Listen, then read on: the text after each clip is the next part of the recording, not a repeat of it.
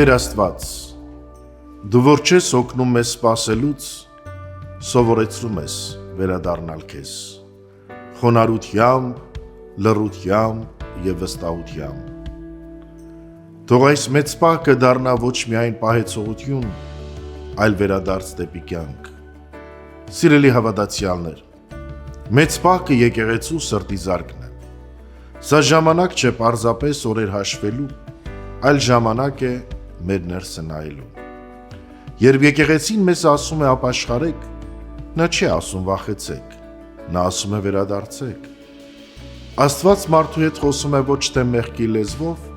այլ սիրով։ Մեծ պահքի առաջին շաբաթը մեզ կանգնեցնում է ամենակարևոր հարցի առաջ, այն հարցի,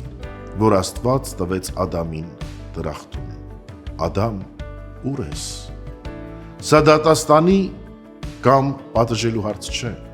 սա կարոտի հարց է։ Աստված գիտեր, թե որտեղ է Ադամը,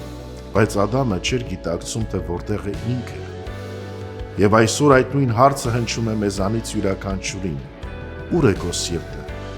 ուր է քո հավատքը, ուր է քո աղոթքը։ Մենք բոլորս ինչ-որ կերպ ապրում ենք դրախտի կարոտով, կարոտ խաղաղության, կարոտ մաքրության,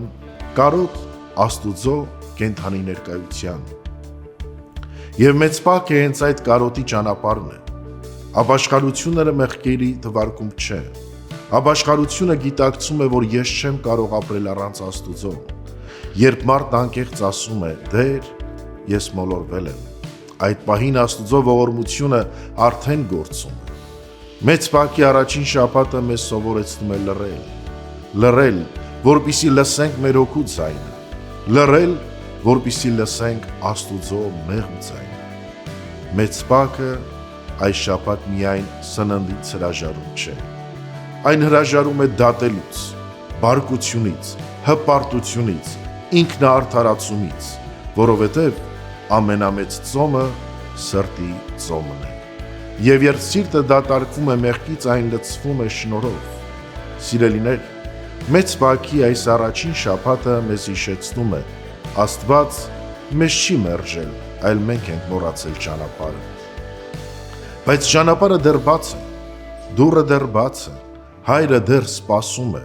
եւ ամբողջ մեծ պահքը այդ սպասման մեջ է, ոչ թե դատելով, այլ սիրով։ Ուրեմն, թող այս շաբաթը լինի վերադարձի սկիզբ։